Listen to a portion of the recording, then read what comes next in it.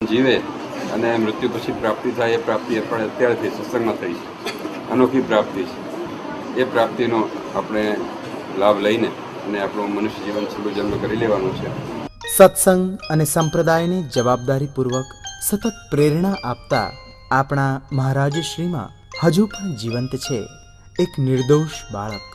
Shri બાળલાલજીના bowler કોણ હશે, કહી શકશો?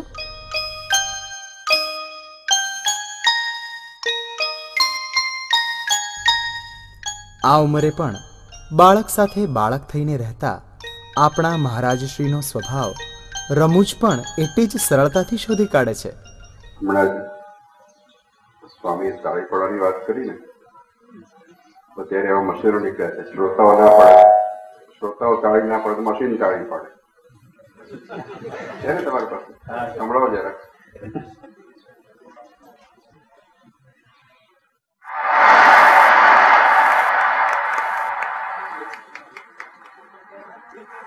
અહીં આવ્યા સભા મંડપમાં પહેલી વાર, ત્યારે ગાડો જોઈને બહુ મજા આવી હતી.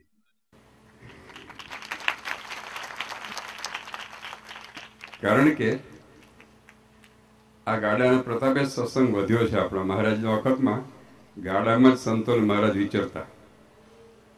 આપણા નંદ સંતો લખે છે, આદરાનંદ સ્વામીના ગ્રંથમાં ઉલ્લેખ આવે છે કે એ સમયે ગાડા પણ ઓછા હતા. અત્યારે આપણે કોલેજ ને મર્સિડીઝ ને બધી લાઈને લાગે છે, પણ એ વખતે ગાડા પણ ઓછા હતા. અને મહારાજ એમ આજ્ઞા કરતા કે જે વૃદ્ધ સંત હોય એ જ ગાડામાં બેસે. જુવાનિયા હોય ચાલે, પગપાળા ચાલે. અને વૃદ્ધ સંત માટે પણ પૂરતા ગાડા નતા. એટલે મહારાજે અમે આપણે આજ્ઞા કરી કે વૃદ્ધ સંતો હોય વારા ફરતી ગાડામાં બેસવું, થોડી થોડી વાર માટે. આવી પરિસ્થિતિમાં આપણા સંપ્રદાયની રચના થઈ છે. મહારાજે કેટલો દાખલો કર્યો છે, આપણા નંદ સંતો કેટલો દાખલો કર્યો છે. એટલે ગાડું આપણા માટે બહુ જ એ પ્રેરણાદાયક છે. આપણે એ જૂનો વખત, એ સમય, એ મહારાજનો દાખલો, આપણા નંદ સંતોનો દાખલો એ ગાડાથી આપણને યાદ આવી જાય છે.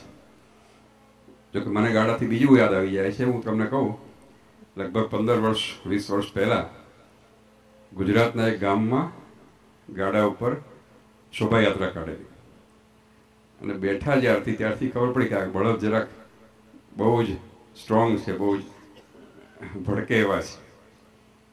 એટલે હું તો તરત સમજી ગયો, એટલે ઠેકડો માર નીચે ઉતરી ગયો. જેવો ઉતર્યો એવો ગાડું દોડ્યું અને બળદ ભડકેલા. 2-4 જણને પાડી દીધા ને કોઈકને ઈજાઓ થઈને. ત્યારથી નક્કી કર્યું કે કોઈ દિવસ ગાડામાં બેસવું નહીં. પણ તો ખોટું છે ને, વાંધો નહીં. આ નિખાલસતાની સંગાથે છે એક વિચારશીલ વ્યક્તિત્વ અને તેના અર્થપૂર્ણ કાર્યો.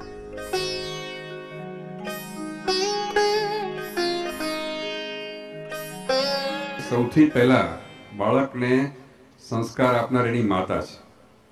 શિક્ષક, સંત આ બધું તો પછી આવે છે. માતા અને ત્યાં બાળક જન્મે છે અને સત્સંગના સંસ્કારો, સારા સંસ્કારો આપનાર સૌથી પહેલા એની માતા છે.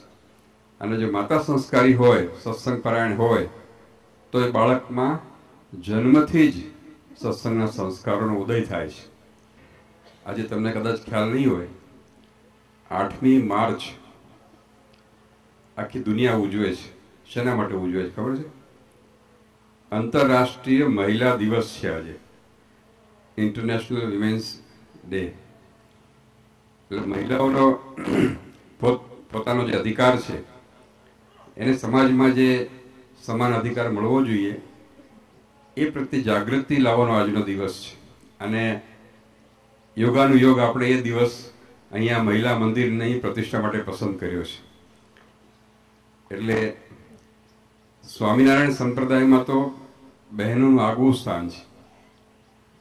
ઘણી વાર અમને લોકો કહે કે પત્રકારો હોય કે અમે એવું જાણ્યું છે કે સ્વામિનારાયણ સંપ્રદાયમાં બહેનોની અવગણના કરવામાં આવે છે, એને દૂર રાખવામાં આવે છે. મેં કહ્યું ના, એવું નથી. મહારાજે તો બહેનો માટે અતિ સુંદર સુલભ વ્યવસ્થા કરી છે. અલગ મંદિરો કરીને, અલગ સભા કરીને, એમના માટે અલગ પ્રચારક સાંખ્યોગી બાઈઓ આપીને, અલગ ગુરુ આપીને એવી સુંદર અજોડ વ્યવસ્થા કરી છે કે જેથી કરીને એમને ભગવાનનું ભજન કરવાનું વિશેષ સુખ પ્રાપ્ત થાય એટલા માટે વ્યવસ્થા છે. એટલે મહિલાઓનો અધિકારની વાત આપણે આજે કરી છે, મહારાજે તો 200 વર્ષ પહેલા વાત કરેલી છે. અને આપણી સુંદર વ્યવસ્થા જોઈને ઘણીવાર પરોક્ષના લોકો પણ આશ્ચર્ય પામે છે. માટે એને પૂજે હું પૂજાણો રે, તે તો જરૂર દેશ વિદેશમાં ઠેર ઠેર ધર્મ અને સંસ્કૃતિના પ્રસાર અને પ્રચાર અર્થે સતત કાર્યશીલ રહે છે આપણા મહારાજશ્રી. પધરામણી અને સમયાંતરે ઉત્સવોના આયોજનથી સમાજને નવચેતના અને સંપ્રદાયને તથા સત્સંગીઓને નવજીવન આપવાની ઉમદા પદ્ધતિના પ્રણેતા છે આપણા મહારાજશ્રી.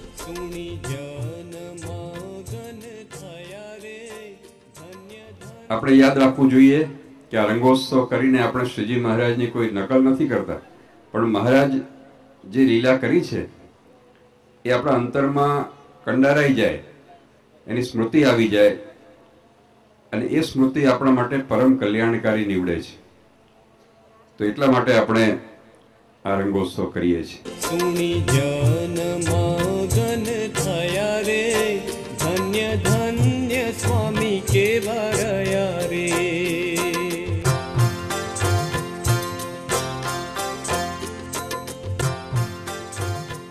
આ ઉત્સવ 25 કે 50 વર્ષમાંથી આપણે મિનિટ માત્ર છીએ, પણ ઉત્સવ તો શ્રીજી મહારાજે જે દિવસે આ ધરતી ઉપર છપૈયામાં પ્રાદુર્ભાવ થયો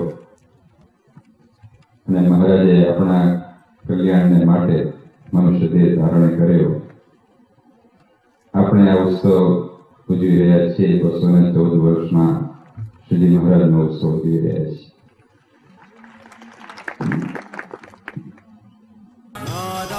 દેશ વિદેશના તમામ ઉંમરના સત્સંગીઓ અને હરિભક્તોમાં પ્રિય એવા બાપજી યુવાનોમાં પણ પોતાના કાર્યથી સારી એવી ચાહના ધરાવે છે.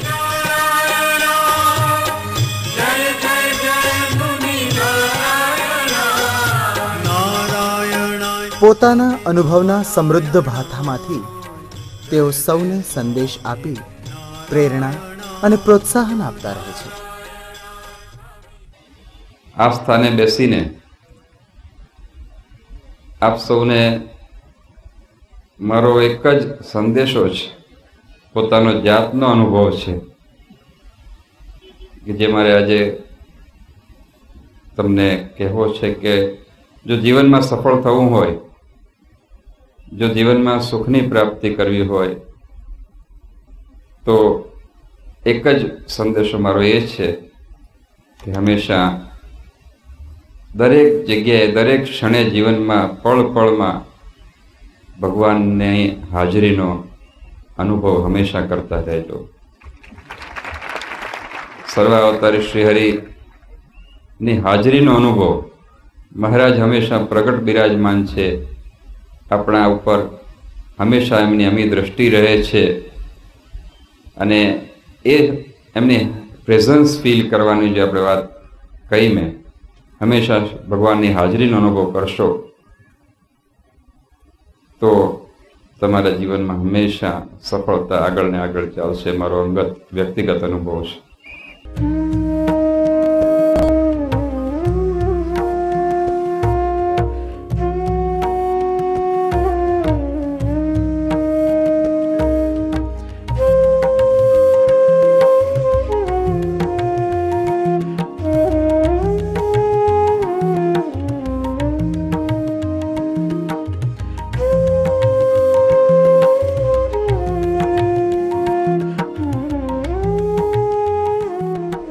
કુદરતી આફત સમયે લોકસેવા કરવા અચૂક દોડી જતા બાપજી ઉત્સવોનું આયોજન પણ ચોક્કસ હેતુ સાથે કરે છે. કે ઉત્સવ પાછળ કોઈ હેતુ હોય છે. અમને 60 વર્ષ થાય કે 70 થાય કે 80 થાય એ બહુ મહત્વનું નથી, કારણ કે જેટલા વર્ષો થાય એટલા સત્સંગ મધ્ય જ વિતાવવાના છે. જન્મ્યા ત્યારથી સત્સંગ અને છેક સુધી સત્સંગ મધ્ય જ રહેવાનું છે. એટલે 60 વર્ષનું કોઈ મહત્વ નથી, પણ એ ઉત્સવનું નિમિત્ત લઈને અમે એક આયોજન કર્યું છે. આયોજન એવું છે કે આપણા સંપ્રદાયમાં મહારાજની અંગભૂત પ્રસાદી, મહારાજના ચરણાવિંદ, મહારાજના ખેસ, મહારાજની પાક, મહારાજે ફેરવેલી માળા, આ બધી અપ્રાપ્ય વસ્તુઓ ઘણી બધી જગ્યાએ છે. પણ અમે જોયું છે કે ઘણીવાર ગૃહસ્થોના ત્યાં હોય છે પ્રસાદી, અને જો કાળે કરીને એ કુટુંબમાં સત્સંગ જો ન રહે તો એ પ્રસાદીની